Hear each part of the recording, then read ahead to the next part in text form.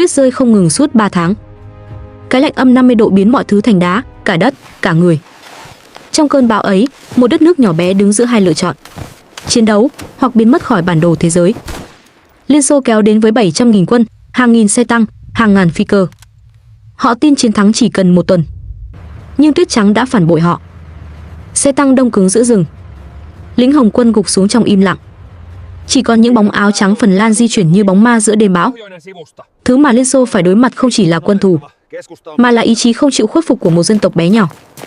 Và từ địa ngục băng giá ấy đã sinh ra một huyền thoại mang tên Chiến tranh mùa đông 1939. Đừng quên đăng ký kênh Hồ sơ Quân giới để cùng tôi khám phá những trận chiến đã làm thay đổi cả lịch sử nhân loại. Có những cuộc chiến không bắt đầu từ tiếng súng mà từ nỗi sợ. Và mùa đông năm 1939 là một mùa đông như thế, nơi nỗi sợ, tham vọng và sự ngờ vực đã kéo cả hai quốc gia vào cơn bão tuyết đẫm máu nhất vùng cực Bắc. Phần Lan, một đất nước nhỏ bé, nằm giữa hai người khổng lồ, Thụy Điển ở phía Tây và Nga ở phía Đông. Vị trí ấy khiến họ vừa là cây cầu, vừa là tấm khiên, và trong suốt 800 năm, vùng đất này chưa bao giờ được yên ổn. Từ thế kỷ thứ 12, các vị vua Thụy Điển mang quân vượt biển Baltic, nhân danh Chúa để khai hóa dân ngoại đạo phương Bắc. Họ xây nhà thờ, lập pháo đài, biến Phần Lan thành vùng thuộc địa trung thành của Thụy Điển. Trong gần 600 năm, người Phần Lan nói tiếng của kẻ khác, chiến đấu cho những cuộc chiến không phải của mình và quên dần họ từng là ai. Nhưng khi thế kỷ 18 trôi qua, cán cân quyền lực ở Bắc Âu thay đổi. Đế quốc Nga trỗi dậy mạnh mẽ dưới thời Peter Đại Đế. Nga muốn chiếm cửa ngõ ra biển Baltic, muốn mở con đường sang châu Âu. Cuộc đại chiến Bắc Âu bùng nổ. Thụy Điển thất bại, phải ký hiệp ước Nystad năm 1721, cắt vùng Karelia cho Nga. Từ đó, Phần Lan bị chia đôi giữa hai thế giới, nửa chịu ảnh hưởng phương Tây, nửa nằm trong tầm kiểm soát của Sa Hoàng. Năm 1809, chiến tranh Nga-Thụy Điển lần nữa nổ ra. Quân đội Nga chiếm trọn Phần Lan, biến nơi đây thành Đại Công quốc Phần Lan thuộc đế chế Nga. Sa Hoàng Alexander I hứa tôn trọng ngôn ngữ, luật pháp và tôn giáo của người Phần Lan. Nhưng với Petersburg, lời hứa đó chỉ là một công cụ để giữ trật tự. Trong khi các quý tộc Nga hưởng thụ mùa hè ở Saint Petersburg, thì ở phương Bắc, người Phần Lan sống giữa tuyết và im lặng, nuôi giấc mơ độc lập trong lòng băng giá. Khi thế kỷ 20 đến, đế chế Nga đã mục dũng từ bên trong. Chiến tranh, đói nghèo, cách mạng, tất cả quấn lấy nhau như vòng xoáy. Và trong cơn hỗn loạn ấy, một cơ hội xuất hiện. Ngày 6 tháng 12 năm 1917, giữa lúc Petrograd bốc cháy bởi cách mạng tháng 10, Phần Lan tuyên bố độc lập. Lần đầu tiên sau hàng trăm năm, quốc gia này được gọi bằng chính tên của nó. Nhưng tự do đến quá nhanh và cũng quá mong manh. Chỉ 2 tháng sau, nội chiến nổ ra giữa phe Bạch Vệ, những người trung thành với chính phủ mới, và phe Đỏ, những người cộng sản được Nga Xô Viết ủng hộ. Đó không chỉ là cuộc chiến giành quyền lực, mà còn là cuộc chiến về niềm tin. Người Phần Lan giết người Phần Lan. Thôn làng cháy đỏ giữa tuyết trắng. Hàng chục nghìn người chết, hàng chục nghìn người khác bị lưu đày. Khi khói lửa tan đi, phe Bạch Vệ chiến thắng. Phần Lan giữ được độc lập, nhưng mối thù với Moscow đã ăn sâu vào từng lớp người dân. Họ biết rằng kẻ thù ở phía đông vẫn đang theo dõi họ từng ngày. Còn ở bên kia biên giới, trong điện Kremlin, các lãnh đạo Xô Viết chưa bao giờ quên vùng đất Karelia từng thuộc về mình. 20 năm sau, sự thù địch ấy vẫn tồn tại. Cả hai bên đều cảnh giác, đều sẵn sàng cho một cuộc chiến không tên. Phần Lan, dù nhỏ bé, vẫn kiên cường hiện đại hóa quân đội, đào hào, xây tuyến phòng thủ Mannerheim trải dài hàng trăm cây số dọc biên giới phía đông. Trong khi đó, Liên Xô, sau cuộc thanh trừng khốc liệt của Stalin năm 1937, đang nỗ lực tái cấu trúc quân đội, tăng tốc công nghiệp hóa và mở rộng ảnh hưởng ở châu Âu. Thế giới lúc ấy cũng chẳng còn yên bình. Đức Quốc xã chiếm Tiệp Khắc, tấn công Ba Lan, khơi mào Thế chiến thứ hai. Anh và Pháp tuyên chiến với Đức, còn Liên Xô chọn đứng ngoài, nhưng chỉ trên giấy tờ. Tháng 8 năm 1939, Stalin ký hiệp ước Molotov-Ribbentrop với Hitler, chia đôi Đông Âu bằng những đường ranh vô cảm. Theo thỏa thuận bí mật, Phần Lan cùng với Estonia, Latvia và Lithuania rơi vào phạm vi ảnh hưởng của Liên Xô.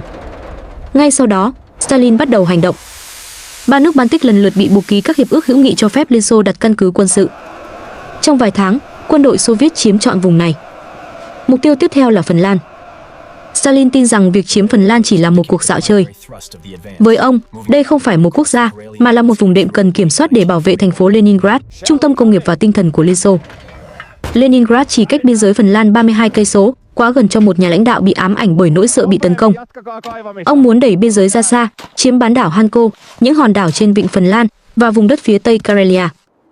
Tháng 10 năm 1939, Moscow gửi tối hậu thư. Liên Xô đề nghị đổi đất, lấy vùng Karelia của Phần Lan, đổi bằng một dải lãnh thổ khác ở phía đông.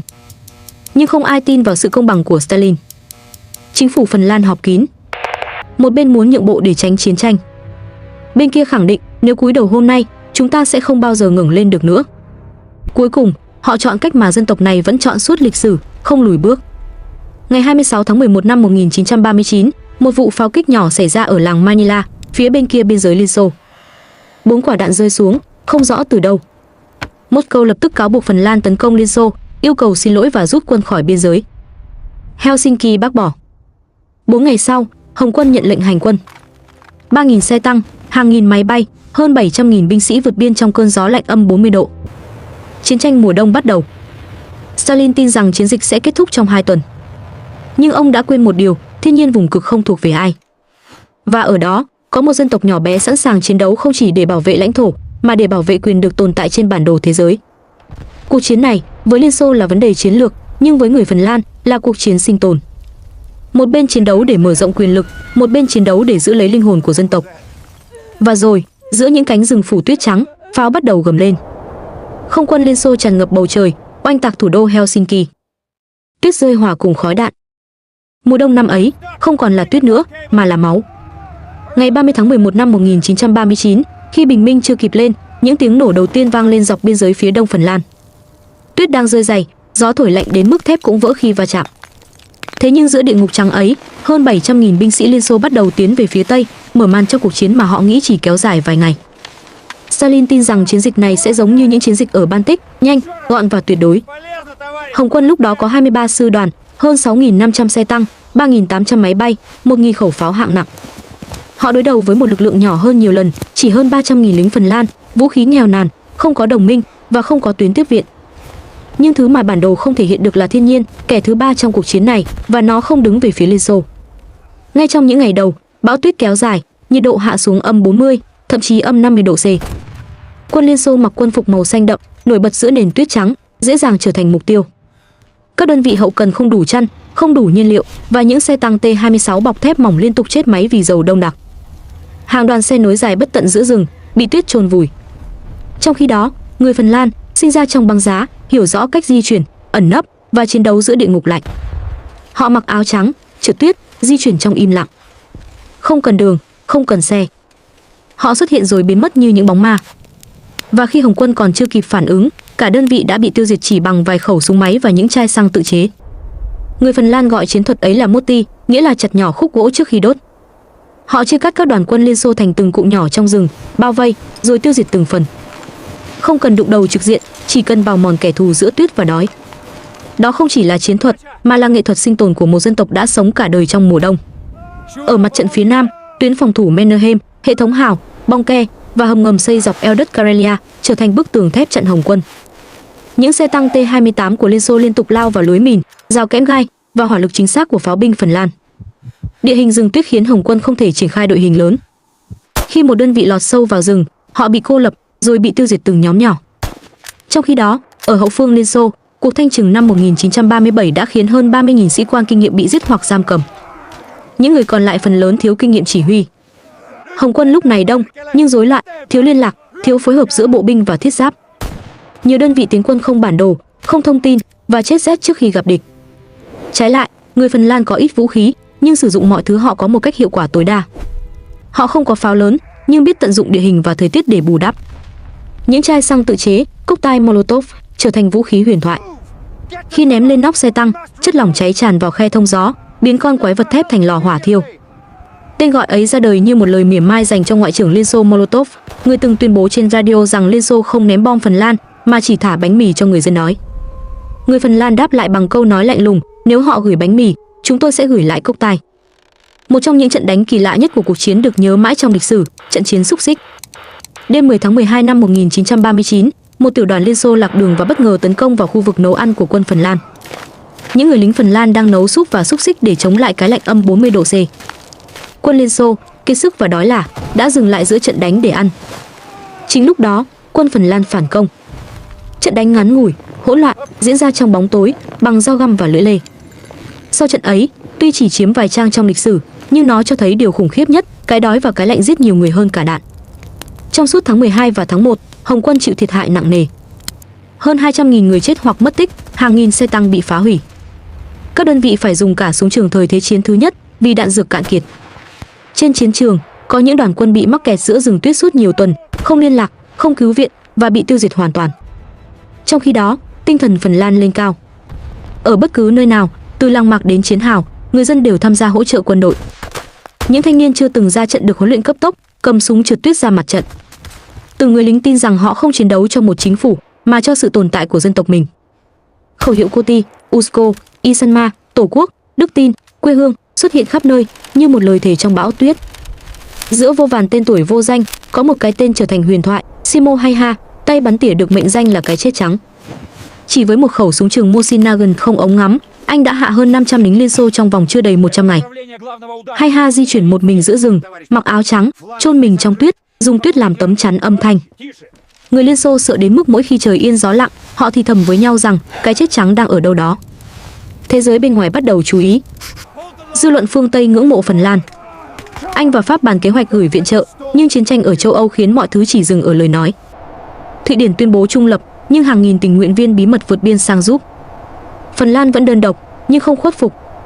Đầu năm 1940, khi Liên Xô thay đổi chỉ huy, Hồng quân tập hợp lại lực lượng, đưa thêm hàng trăm nghìn quân và hàng nghìn pháo vào chiến tuyến. Stalin không thể chấp nhận thất bại. Cuộc phản công bắt đầu. Các đợt ném bom liên tục dội xuống tuyến Mannerheim, san phẳng cả rừng tuyết. Phần Lan chống cự kiên cường, nhưng thiếu đạn, thiếu nhiên liệu, thiếu người. Sau hơn 2 tháng chiến đấu, tuyến phòng thủ cuối cùng dần vỡ. Họ đã làm điều không tưởng, cầm cự trước Hồng quân trong suốt hơn 3 tháng, nhưng sức người có hạn. Trong các căn hầm giữa Karelia, những người lính Phần Lan viết lên tường bằng dao găm: "Chúng ta có thể chết, nhưng tuyết vẫn sẽ là của chúng ta." Câu nói ấy, sau này, trở thành biểu tượng cho tinh thần Sisu, sức mạnh kiên cường vượt qua giới hạn của con người. Khi tháng 2 trôi qua, Hồng quân cuối cùng xuyên thủng tuyến phòng thủ chính, áp sát thành phố Viipuri. Mùa đông sắp kết thúc, nhưng giá máu mà cả hai bên phải trả đã vượt xa mọi dự đoán. Và trong cơn bão tuyết cuối cùng của tháng 3, hai bên bắt đầu đàm phán hòa bình. Một cuộc chiến ngắn ngủi, 105 ngày, nhưng đã thay đổi số phận của cả hai dân tộc. Tháng 2 năm 1940, khi mặt trời cuối cùng của mùa đông rụt rè ló ra trên vùng Karelia, khói đen vẫn bốc lên từ những cánh rừng đã cháy suốt nhiều tuần. Phần Lan đang kiệt sức. Tuyến phòng thủ Mannerheim, niềm kiêu hãnh của họ, đã bị phá thủng. Đạn pháo cạn kiệt. Nhiều đơn vị chỉ còn vài chục người.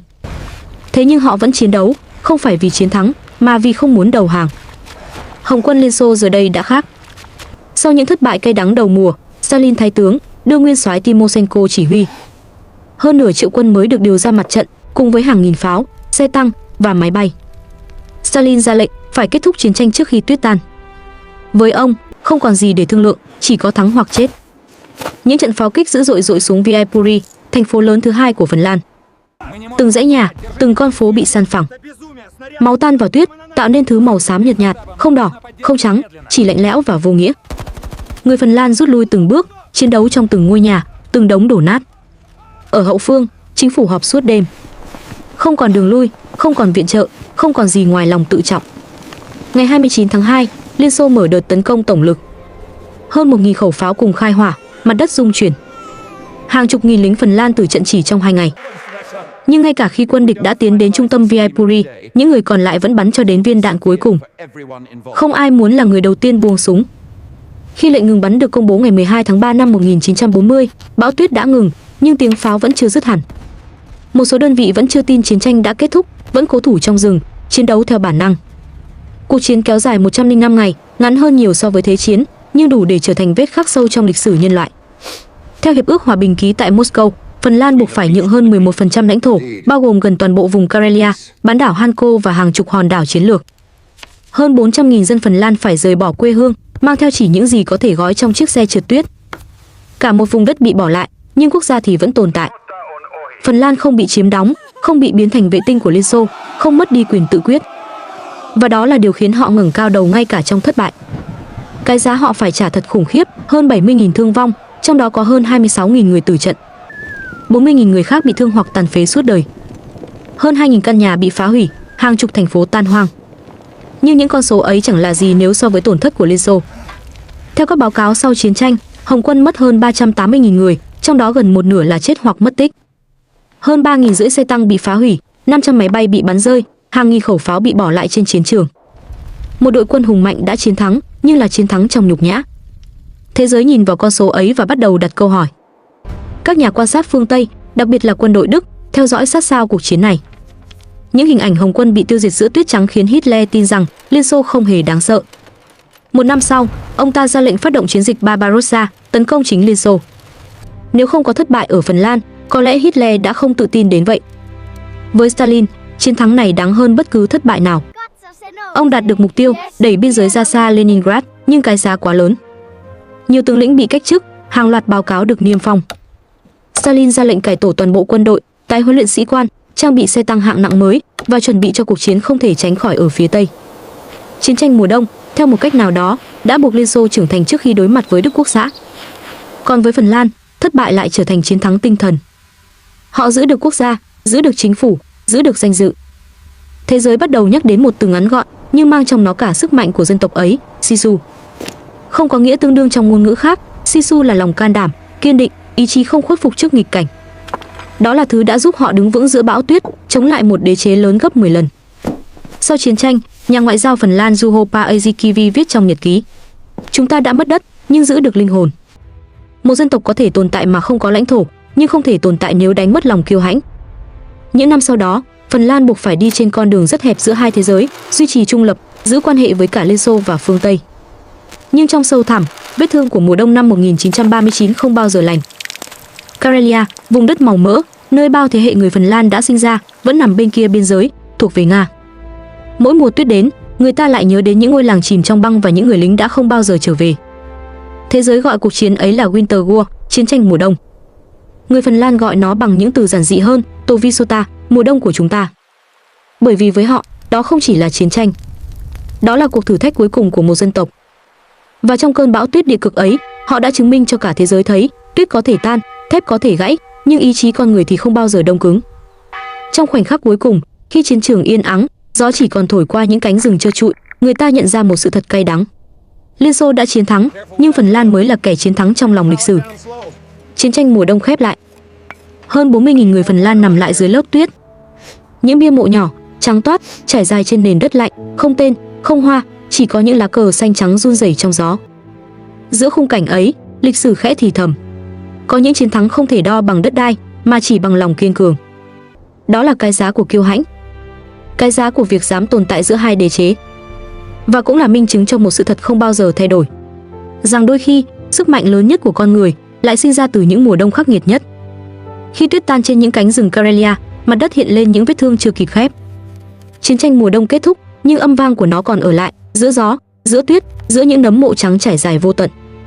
Liên Xô giành được chiến thắng về lãnh thổ, nhưng không thắng nổi thời gian. Phần Lan mất đất, nhưng giữ được linh hồn. 27.000 người Phần Lan ngã xuống, để 4 triệu người còn lại được sống tự do. Và với họ, đó là một cái giá đáng để trả. Trên bàn cờ thế giới, các con số luôn được ghi vào sử sách bằng mực lạnh. Nhưng trong ký ức của con người, vẫn còn lại hình ảnh những người lính trượt tuyết lặng lẽ di chuyển trong đêm. Những chiến hào phủ đầy băng. Những bóng áo trắng đứng giữa khói đạn, không cúi đầu trước một đế chế khổng lồ.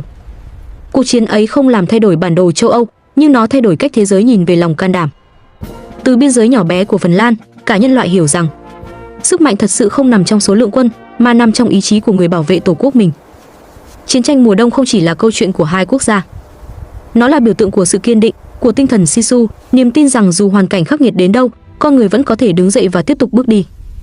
Bởi không ai có thể chiến thắng một dân tộc đã quen với mùa đông và biết cách biến tuyết trắng thành biểu tượng của tự do. Ngày nay, khi nhìn lại bức ảnh những người lính Phần Lan giữa bão tuyết, ta không chỉ thấy chiến tranh, mà còn thấy bản lĩnh. Trong sự im lặng ấy là một lời nhắc nhở cho mọi thế hệ, rằng tự do không bao giờ là điều hiển nhiên, nó luôn được mua bằng máu, bằng lòng dũng cảm và bằng niềm tin vào điều đúng đắn. Và đó chính là lý do vì sao, hơn 80 năm sau, người ta vẫn nhắc đến trận chiến này không bằng những con số, mà bằng hai chữ, kiêu hãnh. Bạn vừa xem Hồ sơ Quân giới. Nếu bạn trân trọng những câu chuyện lịch sử được kể bằng ánh sáng và ký ức, hãy đăng ký kênh, bật chuông thông báo. Vì mỗi tuần chúng tôi sẽ đưa bạn trở lại những thời khắc định hình thế giới. Những khoảnh khắc mà con người nhỏ bé nhất lại viết nên trang sử lớn nhất.